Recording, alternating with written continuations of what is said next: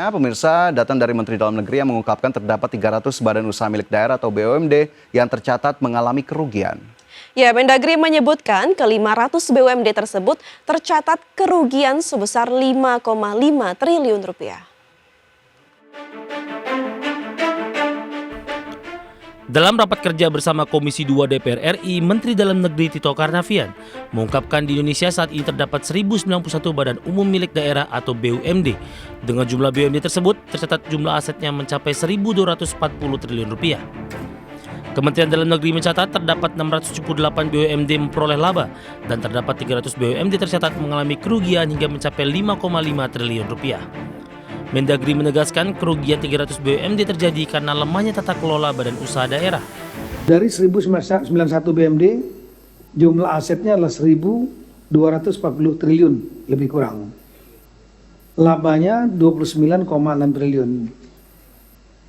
Jumlah yang rugi totalnya lebih kurang 5,5 triliun. Laba bersih setelah dikurangi yang lain-lain adalah 24,1 triliun. Dan dividen, keuntungan bunga, itu sebanyak 13,02 triliun. Di sisi lain, untuk memperbaiki tata kelola badan usaha milik daerah, Kementerian Dalam Negeri meminta pemerintah daerah yang merupakan otoritas BUMD harus memastikan orang-orang yang menjabat di BUMD merupakan profesional. Mendagri juga mengusulkan Komisi 2 DPR RI mendukung undang-undang tentang BUMD. Dari Jakarta, IDX Channel. Berikutnya pemirsa, Asosiasi Pengusaha Indonesia atau APindo menyoroti membludaknya antrean pelamar kerja belakangan ini. Kondisi ini seolah menggambarkan sinyal-sinyal bahwa tenaga kerja Indonesia tengah dilanda krisis. Antrean panjang kerap terjadi saat dibukanya job fair atau expo kerja yang digelar di berbagai daerah. Para pencari kerja harus antrian berjam-jam untuk mendaftar sebagai calon pekerja. Fenomena membludaknya antrean pelamar kerja belakangan ini menjadi sorotan Asosiasi Pengusaha Indonesia atau APindo.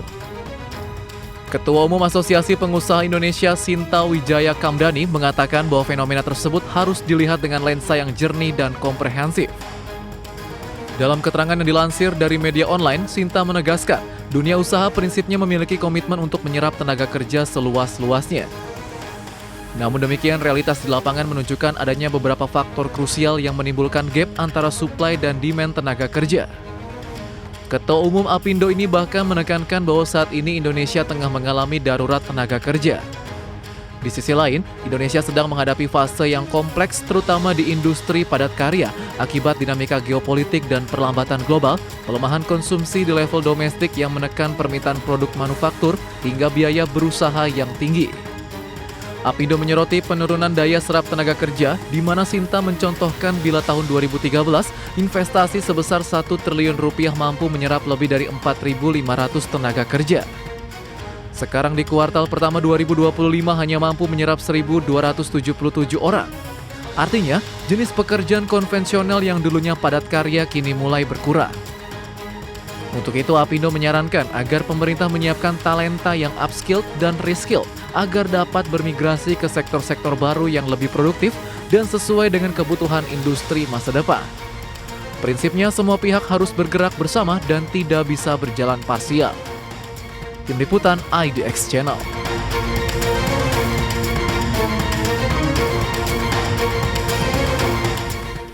Ya, BSU dalam berbagai tahapan yang sudah disalurkan begitu ya, Vin, ini tentunya kita harapkan bisa mendorong daya beli para pekerja terutama yang memang masuk dalam kriteria, dan kita harapkan memang tidak hanya BSU saja tapi nanti ada inisiatif-inisiatif lainnya yang dilakukan oleh pemerintah untuk kemudian mendorong produktivitas agar kemudian juga pekerja bisa terdorong, tidak hanya diberikan bantuan tapi juga ada hal-hal lainnya yang juga bisa didapatkan oleh para pekerja. Sementara di saat yang sama kita juga tahu pekerjaan ini lagi susah-susahnya, Evin ya. Banyak sekali antrian di mana-mana, bahkan ya kemarin di berbagai kota untuk kerja di toko retail saja itu 1.000 lebih pelamar untuk hanya beberapa posisi, Vin. Ya, ini sangat miris ya sebenarnya melihat banyaknya pengangguran, bahkan ada istilah 1 juta pengangguran di Indonesia yang merupakan sarjana. Itu sangat miris, dan juga ini pemerintah selanjutnya mungkin bisa lebih meningkatkan ya untuk bagaimana ini produktivitas SDM dalam negeri ini bisa meningkat dan juga lapangan kerja bisa meningkat, karena untuk mendapatkan investasi yang lebih tinggi ya, ada namanya itu ICOR, itu rasio yang dilihat oleh investor dalam sebuah negara itu bagaimana salah satu pengaruhnya itu adalah dari SDM ya. Jika SDM rendah, rasio ICOR itu juga rendah, maka para investor luar negeri tidak mau ya berinvestasi dalam Indonesia. Nah, itu juga penting. Ini juga yang saya bisa mewakili masyarakat begitu ya.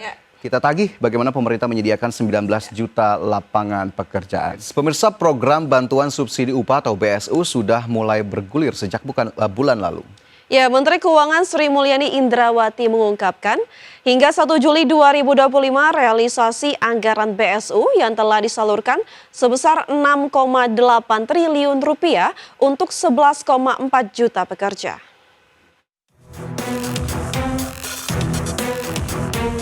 Menteri Keuangan Sri Mulyani Indrawati menegaskan, penyaluran bantuan subsidi upah atau BSU telah berjalan sesuai target, di mana hingga 1 Juli 2025, sebanyak 11,4 juta pekerja telah menerima subsidi upah sebesar Rp600.000 untuk 2 bulan. Melalui akun media sosialnya, Sri Mulyani mengungkapkan, anggaran yang telah direalisasikan tercatat sudah mencapai 6,8 triliun rupiah. Diharapkan penyaluran BSU ini bisa menjadi stimulus ekonomi untuk meningkatkan daya beli masyarakat. Program bantuan subsidi upah sendiri masuk dalam 5 stimulus ekonomi di kuartal 2 2025 dengan total penerima sebanyak 17,3 juta pekerja. Kebijakan ini merupakan bentuk dukungan pemerintah di tengah berbagai tantangan perekonomian. Bukan hanya untuk menjaga daya beli, tetapi juga untuk menjaga masyarakat agar tetap bekerja. Dari Jakarta, IDX Channel. Sementara itu, Wakil Menteri Ketenagakerjaan menegaskan penyaluran BSU secara nasional telah mencapai 83% atau lebih dari 13 juta yang telah menerima dari total 15 juta penerima. Saat meninjau langsung penyaluran bantuan subsidi upah bersama Wakil Presiden Gibran Rakabuming Raka di Kota Tangerang, Banten, Wakil Menteri Ketenagakerjaan Immanuel Ebenezer menegaskan penyaluran BSU hingga saat ini telah tersalurkan ke 13 juta pekerja yang menerima manfaat. Realisasi ini tercatat sebesar 83% dari total data penerima bantuan subsidi upah sebanyak 15 juta penerima. Wamenaker menegaskan pemerintah telah menggelontorkan anggaran lebih dari 8 triliun rupiah untuk penyaluran BSU tahap 1, 2, 3, dan 4 yang telah berjalan.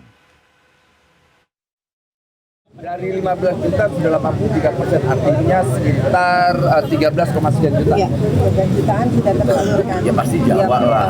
Jawa lah. Berkembang, tapi masih Jawa kan populasi paling banyak ke Jawa, ya kan? Jawa dan sekitarnya lah, ya kan? Pulau Jawa dan sekitarnya. Insyaallah. Akhir Juli memang target kita selesai. Ya sekitar 8 triliun, termasuk ongkos pengiriman.